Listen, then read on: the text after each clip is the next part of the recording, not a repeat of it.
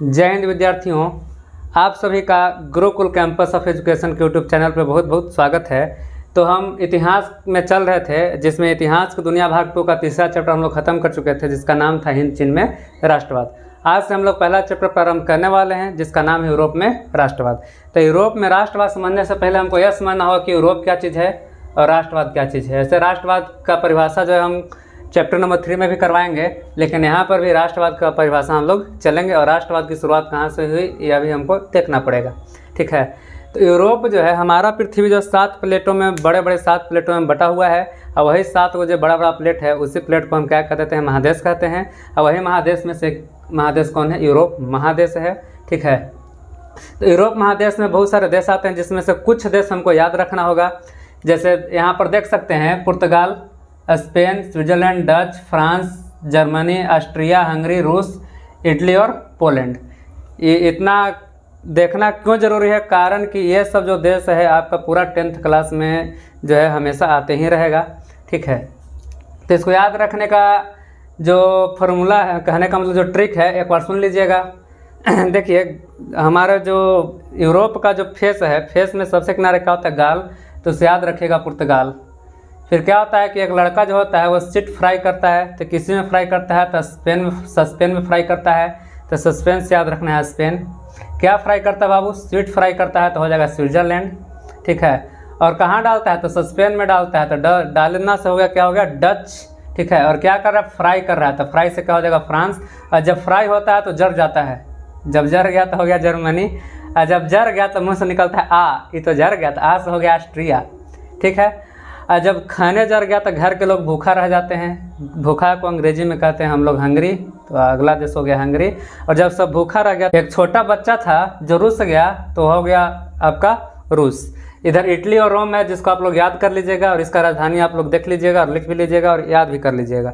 कारण कि इस चैप्टर में बहुत सारा जो है, जैसे जो आपका है ये वाला ऑस्ट्रिया की राजधानी वियना कांग्रेस के बारे में हमको पढ़ना होगा, वियना सम्मेलन जो मेटरनी करता है, ये सब के बारे में पढ़ेंगे तो थोड़ा बहुत अगर याद हो तो ज़्यादा बढ़िया रहेगा। फ्रांस की पेरिस, जहाँ कोई भी विद्रोह होगा तो फ्रांस की जितने भी जनता रहेगी सब पेरिस के सड़क पर उतरेगा, इस चलते उसको याद रखना जरूरी है। ठीक है, अब चलते हैं राष्ट्रवाद में। राष्ट्रवाद क्या है, राष्ट्रवाद एक भावना है। कैसा भावना, एक भौगोलिक क्षेत्र का भावना, जिसमें सभी लोगों में एकत्व की भावना, कहने का मतलब कि एकता की भावना को क्या कर देता है, भर देता है, उसको राष्ट्रवाद कहते हैं। ठीक है, जैसे हमारे यहाँ अगर राष्ट्रवाद की भावना को अगर जागृत करना हो तो हम कह सकते हैं ना कि इस मिट्टी को महबूब लिखो, भारत को अपनी जान लिखो, इस देश की मिट्टी मिट्टी में तुम राम लिखो, रहमान लिखो, देश बनाए जाते हैं परिवर्तन से बलिदानों से, सब लिखते होंगे स्याही से, तुम लहू से हिंदुस्तान लिखो। ठीक है, तो ये हो गया, हम भावना जगाने का प्रयास कर रहे हैं कि हाँ कोई धर्म विशेष का कोई महत्व नहीं है, महत्व किस चीज़ का है, एकता का महत्व है। ठीक है, आप बचपन में भी कहानी सुने होंगे कि एक व्यक्ति का 4 पुत्र होता है, चारों पुत्र को बुलाता है, चारों के चारों निकम्मे होते हैं, तो कहता है कि नहीं, इसमें एकता लाना क्या बहुत ज़रूरी है।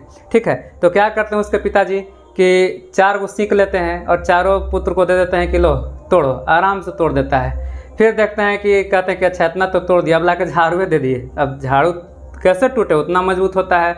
तो एकता के भाव को समझा रहे थे हम। ठीक है, तो यही राष्ट्रवाद जो है, एक अपने देश के प्रति प्रेम ही क्या कहलाता है, राष्ट्रवाद कहलाता है। ठीक है, अब कहते हैं राष्ट्रवाद की भावना सबसे पहले जो है स्पष्ट रूप से फ्रांस में दिखाई पड़ता है। क्यों दिखाई पड़ता है, कारण कि फ्रांस की जो सेना थी वह उस समय किसका साथ दे रही थी, अमेरिका का साथ दे रही थी। कारण कि लुई 15वां जो था, लुई 15वां जो है कि फ्रांस के शासक थे, जो सप्तवर्षीय युद्ध में हार गए थे। कहाँ, तो लुई 16वां चाहता था कि जो हमारे पूर्वज युद्ध में हारे हैं उसका बदला लिया जाए, तो उसको स्वतंत्र कराने के कारण जो है से कि ये जो लुई 16वां रहता है उसको अपने तरफ से लिफाफे के नेतृत्व में सेना भेजता है, कहाँ, अमेरिका में, और अमेरिका जो होता है स्वतंत्र हो जाता है और फ्रांस क्या होता है, गरीब हो जाता है। कारण बात आगे हम करेंगे। देखिए, 1789 की फ्रांस की क्रांति पढ़ने से पहले हमको यह समझना होगा कि फ्रांस में शासन व्यवस्था कैसा था। तो विश्व में जो है 2 तरह का शासन व्यवस्था दिखाई पड़ता है, एक दिखाई पड़ता है राजतंत्र, एक दिखाई पड़ता है लोकतंत्र। राजतंत्र क्या है, राजा के बेटा ही राजा बने, वहाँ के जो मानसिकता था इसी तरह का था कि जो रानी के गर्भ से जो जन्म लेता है वह हमेशा राजा कहलाता है। ठीक है, तो इस तरह की विचारधारा रहेंगी तो वो राजतंत्र होता है। राजतंत्र को भी 2 भागों में बांटा गया है, एक है कि संवैधानिक राजतंत्र, दूसरा है निरंकुश राजतंत्र। संवैधानिक राजतंत्र क्या है? संवैधानिक राजतंत्र है कि राजा तो राज करेगा, लेकिन वहाँ कानून बनाने का जो काम करेगी एक संस्था करेगी, यानी एक पार्लियामेंट करेगी। उस तरह का अगर व्यवस्था कहीं दिखाई पड़ता है तो वह है संवैधानिक राजतंत्र। एक होता है निरंकुश राजतंत्र। राजा रात में देख लिया सपना में कि फलना आदमी हमको मार रहा है, सुबह पर बुला रहा है कि या बाबू तुम हमको सपना में मार रहा था, हो सकता है तुम हमको कभी सच में मार दो, ठीक है। तो इससे पहले उसको मार दिया करता था। तो यह था निरंकुश राजतंत्र, जब चाहे तब वैसा कानून बना दिए। एक दिन का हुआ कि एक राजा सुबह सुबह उठा और बोल दिया कि रात है, तो जनता ही बोल रही है रात है, उसकी पत्नी ही बोल रही कि रात है, पूरा उसका मंत्रिमंडल जितना था सब बोल रहा है कि रात है, ठीक है। तो इसमें भी कहा जाता है कि राजा बोला रात है, रानी बोली रात है, मंत्री बोला रात है, प्रजा बोली रात है, लेकिन सुबह सुबह की बात है। अब ऐसा व्यवस्था कहीं आपको दिखाई दे तो यह क्या है? निरंकुश राजतंत्र है, यानी राजा पर कोई अंकुश ना हो, यानी राजा अपना मनचाहा कानून बना सकता हो। दैट इज निरंकुश राजतंत्र, ठीक है। राजतंत्र तो समझ लिए। अब है लोकतंत्र। लोकतंत्र में सबसे बढ़िया परिभाषा जो है अमेरिकी राष्ट्रपति अब्राहम लिंकन का है, to the people, by the people, for the people. ऐसा व्यवस्था कहीं दिखाई देता है? कहने का मतलब कि लोगों को, लोगों के लिए और लोगों के द्वारा चलाई जाने वाली शासन व्यवस्था जो होती है वही लोकतंत्र कहलाती है। ये कौन कहे थे? अमेरिकी राष्ट्रपति अब्राहम लिंकन कहे थे, ठीक है। तो हम लोग क्या देख लिए? राजतंत्र और लोकतंत्र में दोनों के बीच डिफरेंस देख लिए, ठीक है। अब देखिए फ्रांस में जो था कि निरंकुश राजतंत्र था। देखिए फ्रांस में जो है बुर्बो वंश का शासन था। बुर्बो वंश में जितना भी शासक लोग आएगा, या तो लुई आएगा, ठीक है, या तो चार्ल्स आएगा, चार्ल्स दसम, चार्ल्स प्रथम, इस तरह का। इसमें ज़्यादातर लुई का ही काम है, ठीक है। देखिए फ्रांस में जो है बुर्बो वंश का शासन था। अब बुर्बो वंश का शासक एक हुआ था जिसका नाम था लुई 14, ठीक है, यानी लुई 14वां था। वह कहता था कि मेरा शब्द ही मेरा कानून है, हम जो कह दिए वही कानून है। एक रात से आगे अगर बढ़ गया तो मामला गड़बड़, ठीक है। कहने का मतलब कि अगर उसके शब्द के खिलाफ अगर कोई काम करता था तो उसको फांसी की सज़ा दी जाती थी, या फिर गिलोटिन चढ़ा दिया जाता था। गिलोटिन क्या होता था? एक इस तरह का स्ट्रक्चर बना होता था, यहाँ से मूड़ी निकाले वाला रहता था कि खींच करके इसका नरेटिव बाहर निकाल दिया जाए, इस तरह का रहता था, ठीक है। और यहाँ पे घड़ारी लगा रहता था, ये रस्सी था, रस्सी में क्या एकदम बहुत बड़ा तलवार लगा हुआ रहता था, ठीक है। और इसको काट दिया जाता था। ये गिरता था किसके? व्यक्ति के गले पे, और गला धड़ से सर अलग हो जाता था, ठीक है। तो यह व्यवस्था जो था गिलोटिन था, ठीक है। तो आएगा बहुत सारा गिलोटिन चढ़ेगा, लुई 16वां को भी चढ़ेगा, उसकी पत्नी को भी चढ़ेगा, और बाद में एक रॉबस्पियर नाम का व्यक्ति है उसको भी चढ़ेगा, ठीक है। बुर्बो वंश का शासक लुई 14 कहता था कि मेरा शब्द ही मेरा कानून है, ठीक है। फ्रांस में निरंकुश राजतंत्र था, यानी राजा पर कोई अंकुश नहीं था, वह जो चाहता था अपना मनचाहा कानून लागू कर सकता था, ठीक। अब देखिएगा फ्रांस में जो है वहाँ की जो समाज है 2 भागों में वर्गीकृत है। 9th क्लास में पढ़िएगा तो वहाँ 3 भाग में बांटेंगे, लेकिन यहाँ पर आपको समझने के लिए 2 भाग ही हम बताएंगे, ठीक है। एक था विशेषाधिकार प्राप्त वर्ग और दूसरा था सर्वसाधारण वर्ग। विशेषाधिकार प्राप्त वर्ग में कौन आते थे? तो उसमें आता था पोप, पादरी, कुलीन और सामंत, उसको विशेष अधिकार प्राप्त होता था। कहने का मतलब कि वह अपना मनचाहा टैक्स व्यक्तियों पर लगा सकता था, ठीक है। और एक था सर्वसाधारण वर्ग, इसमें किसान। फ्रांस में 2 तरह की जो समाज था वो बटा हुआ था, एक था सर्वसाधारण वर्ग और दूसरा था विशेषाधिकार प्राप्त वर्ग। सर्वसाधारण वर्ग जो था उसमें मूल रूप से आते थे किसान, आते थे डॉक्टर, आते थे वकील, आता था मजदूर, आता था, ये सब जितना लोग था सब सर्वसाधारण में आता था। विशेषाधिकार प्राप्त वर्ग में कौन आता था? कुलीन हो गया, सामंत हो गया, पोप हो गया, पादरी हो गया। जैसे हमारे यहाँ पुजारी होता है, महंत होता है, महंत जो होता है मंदिर का हेड होता है तो वो कहलाता था पोप, और जो छोटे छोटे उसके नीचे जो काम करते उसको कहते हैं पुजारी। तो उसी तरह से जो चर्च में ऊंचा पद पे रहता है उसको कहते थे पोप, और जो निचले स्तर पे काम करता था उसको कहते थे पादरी, ठीक। तो यही लोग को विशेष अधिकार प्राप्त था। 9th क्लास में पढ़े हुए तो टिथ्या होता है नाम का एक धार्मिक कर लगाया करता था, ठीक है। अभी 9th क्लास हम लोग नहीं पढ़ रहे हैं, 9th क्लास हम लोग स्टार्ट करेंगे, जल्द स्टार्ट करेंगे, ठीक है। आप ये जो अभी वीडियो चल रहा है इसमें अंत तक बने रहिएगा, ठीक है। कोशिश कर रहे हैं कि क्रैश कोर्स जितना ज़्यादा से ज़्यादा आपको इसमें क्वांटिटी के साथ साथ क्वालिटी भी मिल जाए, ट्राई कर रहे हैं हम लोग, ठीक। फ्रांस में क्या था? निरंकुश राजतंत्र था। लुई 16वां जो था मूल रूप से हमको इसी के बारे में पढ़ना है। 1789 के फ्रांस की क्रांति जो था यही लफंगा के कारण हुआ था, ठीक। लुईस 16वां फ्रांस की गद्दी पर 1774 ईस्वी में बैठा और 1774 ईस्वी में बैठता है। अमेरिका में अपना सेना को भेज देता है लिफायते के नेतृत्व में। और क्या होता है कि एक पर 100 अरब लिब्रे का क्या हो जाता है, कर्ज हो जाता है। किस पे? फ्रांस पे। फ्रांस पे जब 100 अरब लिब्रे का कर्ज होता है तो फ्रांस में बहुत ज़्यादा भूखमरी बढ़ जाती है और बेरोजगारी बढ़ जाती है। ठीक है।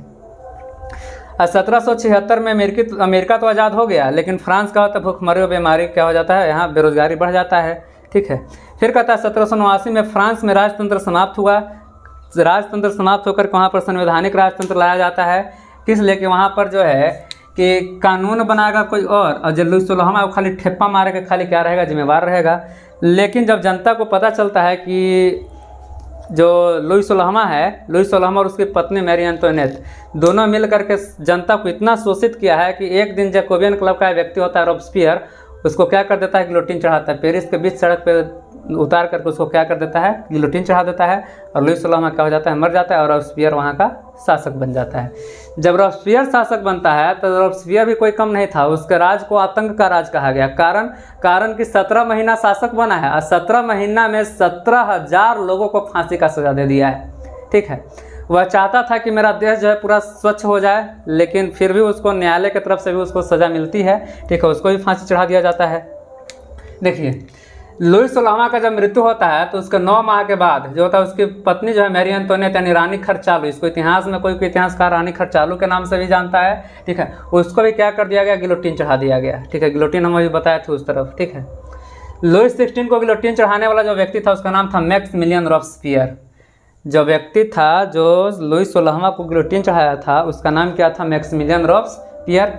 रॉबस्पियर जो था जैकोबियन दल का नेता था, जिसका सदस्य भारत का जिसकी सदस्यता जो है भारत के टीपू सुल्तान जो है भारत के कर्नाटक में एक पहले राज्य था जिसका नाम था मैसूर, उस राज्य के शासक थे। इन्होंने भी इसका सदस्यता लागू ले रखा था। कारण क्या था?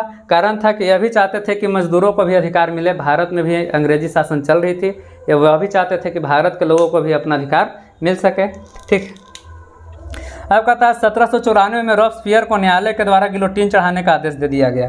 कारण क्या था? कारण था कि आतंक राज का स्थापना, जो रॉबस्पियर था वह फ्रांस में आतंक के राज का स्थापना कर चुका था। अभी हम उसका कारण बताएं कि वह 17 महीना शासन करता है। 17 महीना के शासनकाल में 17,000 लोगों को फांसी का सजा देता है।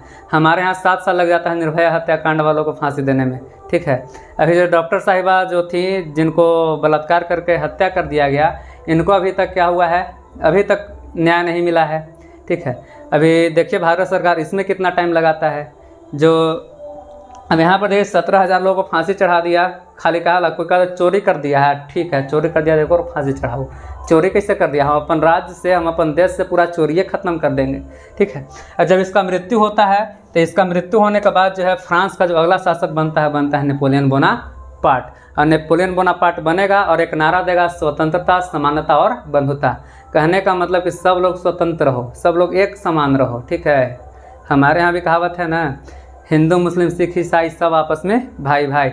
उसी तरह से वहाँ भी बंधुता का नारा दिया कि सब मिल करके रहो, बंधुता को क्या करो, प्रचार करो, यानी एक तरह से मिलजुल करके रहिए। इसका प्रचार जब नेपोलियन बोनापार्ट का पूरे यूरोप में होने लगता है तो धीरे धीरे अन्य देश के जो जनता होता है इनको इन्वाइट करता है कि हमारे यहाँ भी स्वतंत्रता दिला दीजिए, समानता दिला दीजिए और बंधुता दिला दीजिए। ऐसे करते करते लगभग यूरोप के 40 देशों पर यह कब्जा कर लेता है नेपोलियन बोनापार्ट। और एक समय ऐसा आता है कि लोग नेपोलियन को ही क्या करने लगते हैं, ठुकराने लगते हैं। वहाँ पे कहता है कि स्वतंत्र कौन, हम ना, बंधु कौन, हम ना, समानता केकरा में, हमारे में ना, आप आए ये सब अधिकार दिला दिए जाइए। तो यहाँ पे इतिहास में बहुत बढ़िया टिप्पणी कहा गया है कि जो नेपोलियन था, नेपोलियन जिस अंडा को से रहा था उसी अंडा से निकलने वाला चूजा जो है कि नेपोलियन को क्या मार रहा है, लोल मार रहा है। ठीक है। तो और भी हम इससे बहुत विस्तृत रूप में चर्चा करने वाले हैं। तो आज का क्लास हम यहीं तक रखने वाले हैं दोस्तों। तो आप बने रहिएगा हमारे YouTube चैनल पर, आपको निरंतर वीडियो मिलते रहेंगे। आज के क्लास के लिए धन्यवाद।